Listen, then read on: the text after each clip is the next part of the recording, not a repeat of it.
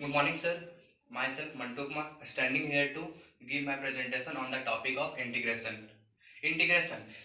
Integration. Besides this, given my presentation on the topic of integration, firstly we have to know about the why. We have to need about integration. Means हम लोग को क्यों जरूरी पड़ा integration पढ़ने के लिए इस सेमेस्टर में, मतलब हम लोग को थर्ड सेमेस्टर इलेक्ट्रिकल ब्रांच में हम लोग को मैथमेटिक्स में इंटीग्रेशन टॉपिक को क्यों डाला गया।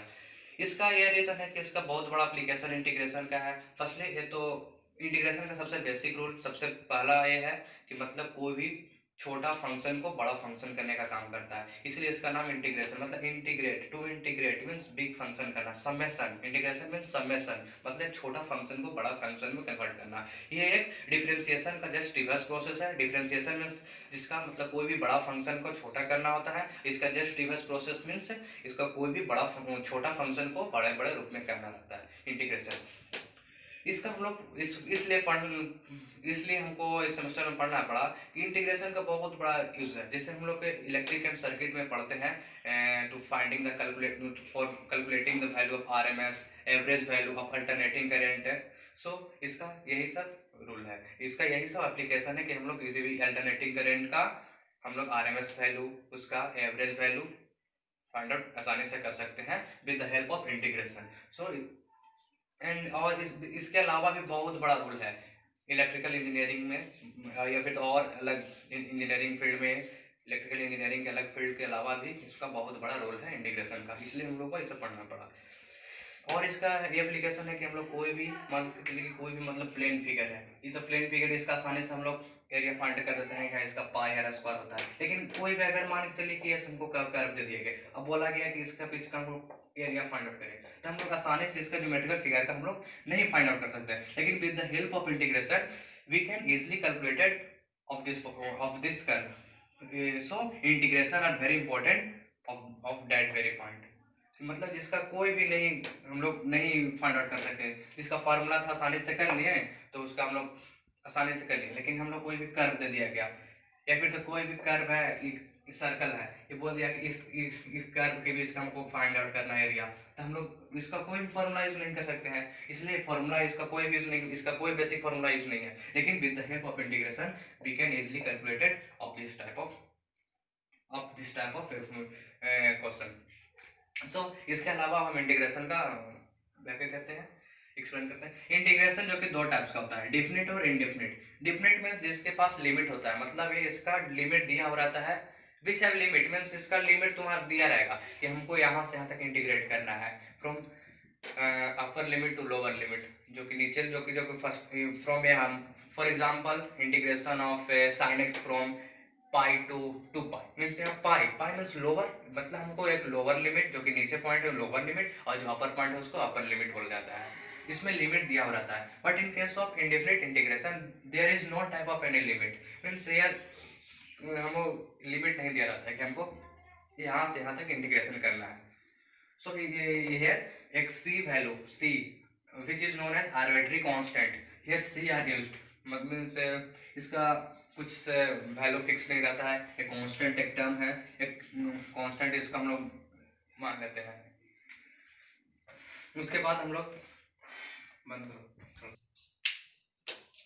सो here two terms are used means integration and integrand, दो टर्म्स। फर्स्टली हमको ये जानना है कि इंटीग्रेशन किसको बोलते हैं, इंटीग्रांड किसको। इंटीग्रेशन मतलब जो प्रोसेस है इंटीग्रल को फाइंड आउट करने के लिए जो प्रोसेस है उसको हम लोग इंटीग्रेशन बोलते हैं, और इंटीग्रांड जिसको हम लोग इंटीग्रेशन कर रहे हैं उसको हम लोग इंटीग्रांड बोलते हैं। ये दो टर्म है और इंटीग्रांड।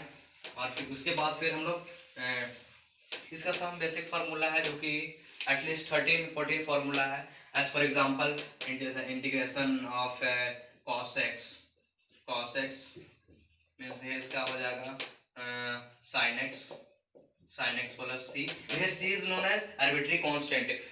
हम पहले ही बताएं कि जो कि इंडेफिनिट इंटीग्रेशन में एक c टर्म आता है जिसको हम लोग बोलते हैं आर्बिट्री कांस्टेंट। इसके अलावा sin x dx, इसका minus of cos x plus c, integration of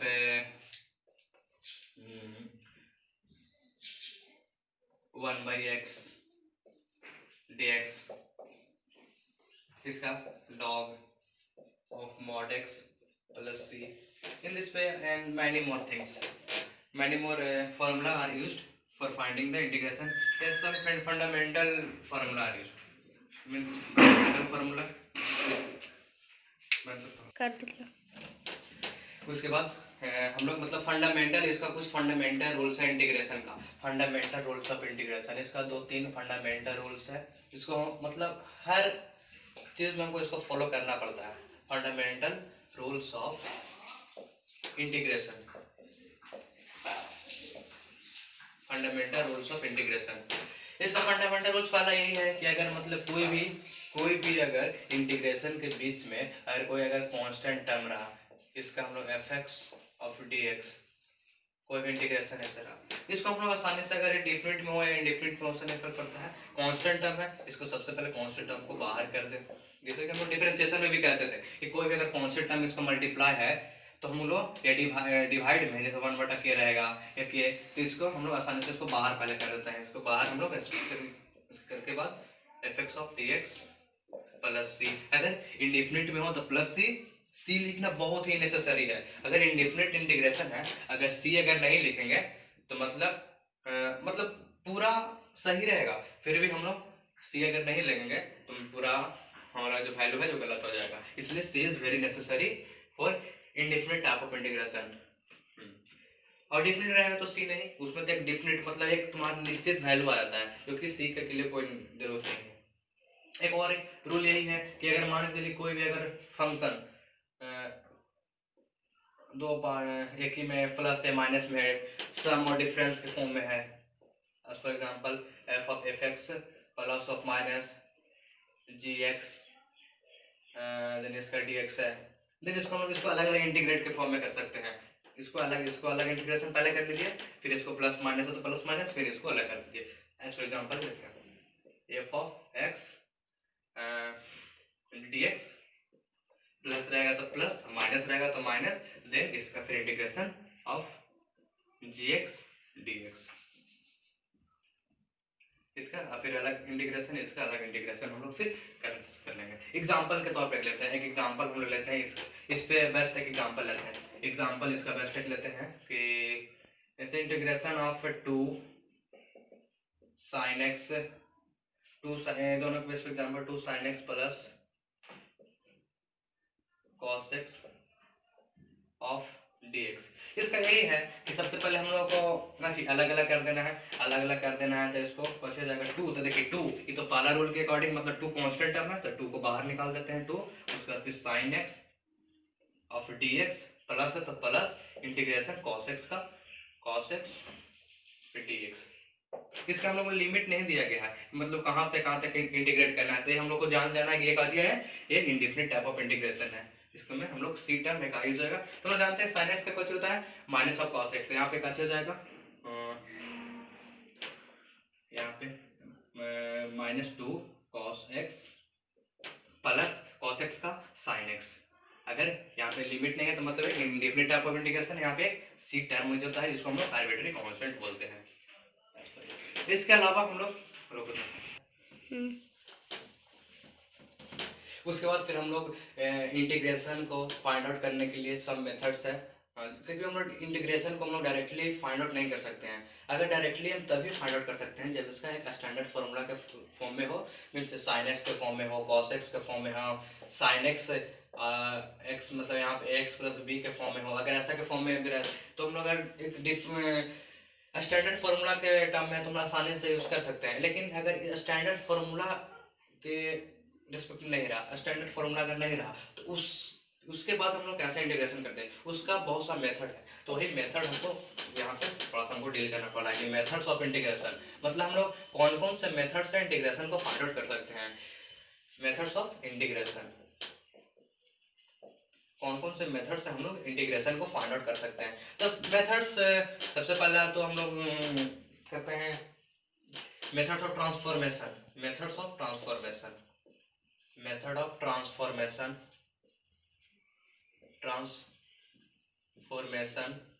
उसके बाद फिर substitution method, substitution substitution method.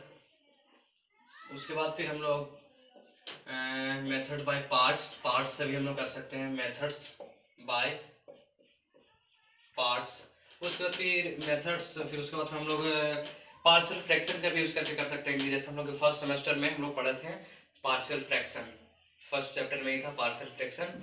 उसको भी हम लोग मतलब कोई भी बड़ा फंक्शन है, कोई भी मतलब बड़ा पॉलिनोमियल है, उसको हम लोग उसको छोटे छोटे के फॉर्म में करके पार्शियल मतलब उसको छोटे छोटे में डिवाइड कर करके फिर हम लोग उसको भी आसानी से हम लोग इंटीग्रेशन कर सकते हैं, एक स्टैंडर्ड फॉर्मूला के फॉर्म में आ जाएगा, फिर उसको आसानी से हम लोग कर सकते हैं। देखिए यहाँ भी कर सकते हैं कि by partial fraction, by partial fraction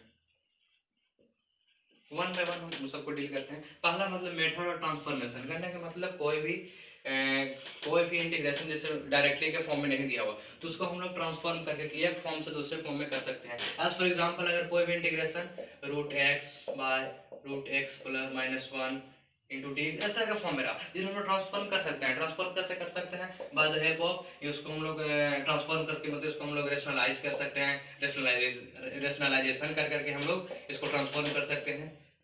+1 यहाँ पे +1 dx, इसको रेशनलाइजर मतलब वन फॉर्म से दूसरा फॉर्म में ट्रांसफॉर्म कर देना, इसी को बोलते हैं ट्रांसफॉर्मेशन। तो हम लोग इस फॉर्म में ट्रांसफॉर्मेशन में ऐसा यूज करते हैं। और ट्रांसफॉर्मेशन में अगर ट्रिगोनोमेट्रिक फार्मूला को देखो तो ट्रिगोनोमेट्रिक फार्मूला तो अगर डायरेक्टली अगर साइन कॉस रहा तो उसको तो आसानी से कर सकते हैं, लेकिन अगर कोई भी अगर मान चलिए अगर कोई रह गया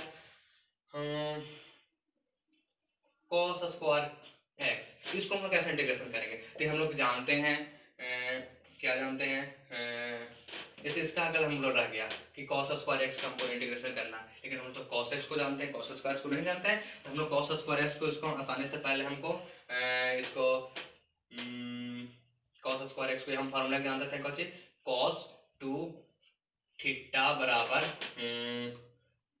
इसको हम लोग जानते हैं कौन सी, cos square x minus sine square x। इसको हम लोग मतलब अगर cos में रखना है तो cos के टर्म को रखने दीजिए, cos स्क्वायर x, यहाँ पे साइन स्क्वायर को हम लोग वैल्यू लिख सकते हैं 1 माइनस cos स्क्वायर x, तो 1 माइनस तो प्लस को चला जाएगा cos स्क्वायर x, मतलब यहाँ पे 2 cos स्क्वायर x माइनस 1। तो मतलब हम लोग cos स्क्वायर की जगह पे हम लोग यहाँ से कौन हो जाएगा cos 2x पर कौन हो गया cos 2 cos square x minus 1, मतलब यहाँ से हम लोग cos स्क्वायर x का आ जाएगा cos 2x माइनस 1/2 इंटीग्रेशन, मतलब इसको हम लोग cos स्क्वायर x को हम लोग लिख सकते हैं by the process of transformation के जरिए हम लोग इसको इसमें कन्वर्ट करने के, क्योंकि हम जानते हैं इसको डायरेक्टली तो नहीं कर सकते हैं, लेकिन नहीं कर सकते हैं तो इसको हम लोग एक जैसे हम लोग जानते हैं ट्रिगोनोमेट्रिक फार्मूला, तो इसको हम लोग इस फॉर्म में कर दिए ये फार्मूला से कि हम लोग जानते हैं cos 2 थीटा बराबर कुछ होता है 2 cos स्क्वायर थीटा माइनस 1। इससे हम लोग मतलब यहाँ से हम लोग cos स्क्वायर थीटा का वैल्यू फाइंड आउट कर लेंगे cos 2x माइनस, इसको फिर आसानी से हम लोग कर सकते हैं कि मतलब 1/2 cos 2x माइनस यहाँ पे 1/2 ऑफ dx। हम लोग 1/2 कांस्टेंट है cos 2x का, cos को तो हम जान ही रहे हैं, cos का sin x यहाँ पे 2x है तो sin x/2 हो जाएगा, फिर आसानी से हम इसको इंटीग्रेशन कर सकते हैं। तो इसीलिए हम लोग मतलब ट्रांसफॉर्मेशन में हम लोग यही प्रोसेस करते हैं कि मतलब एक फॉर्म से दूसरे फॉर्मेशन में चेंज कर देना। इसे हम लोग किसमें करते हैं? मेथड ऑफ ट्रांसफॉर्मेशन में। सब्स्टिट्यूशन मेथड करने का मतलब सब्स्टिट्यूशन मतलब प्रतिस्थापन करना, मतलब हम लोग कोई भी इसका वैल्यू फाइंड आउट करके उसमें प्रतिस्थापित करके हम लोग उसका आसानी से एक स्टैंडर्ड फार्मूला में पहले कन्वर्ट करके फिर हम लोग आसानी से उसको में इंटीग्रेशन करते हैं। मेथड बाय पार्ट्स कहने का मतलब इसका एक फार्मूला होता है। फार्मूला क्या होता है? फार्मूला उसको देखते हैं। फार्मूला होता है इंटीग्रेशन, मान के लिए कोई फर्स्ट फंक्शन रहा, सेकंड फंक्शन रहा, इसका हम लोग करना है मल्टीप्लिकेशन के फॉर्म में, इसको हम बाय पार्ट्स से आसानी से कर सकते हैं कि first function into integration of second function, first function into integration of second function minus integration differentiation of first function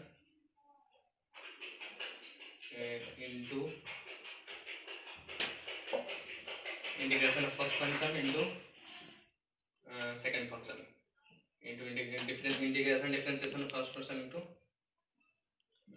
second function. ये इसी तरह के कुछ फंक्शन होता है, इससे हम लोग मतलब आसानी से हम लोग मेथड्स और पार्ट्स में कर सकते हैं।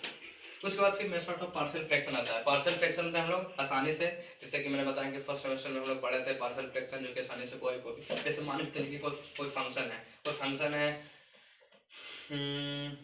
ए एक्स प्लस बी, और फिर यहाँ पे है ए एक्स स्क्वायर प्लस ए एक्स प्लस बी। इस पर हम लोग बेस्ट लेते हैं कि मान लेते हैं कि 2x प्लस 3, और फिर यहाँ पे ले लेते हैं कहाँ से x square plus 5x plus 6 ले लेते हैं। मतलब इसको हमको इंटीग्रेशन करना है, तो पहले इसको हम क्या करेंगे, सबसे पहले हम इसको पार्शियल फ्रैक्शन में इसको तोड़ लेंगे, मतलब पार्शियल फ्रैक्शन में ए बी करके मान करके फिर आसानी से कर लेते हैं।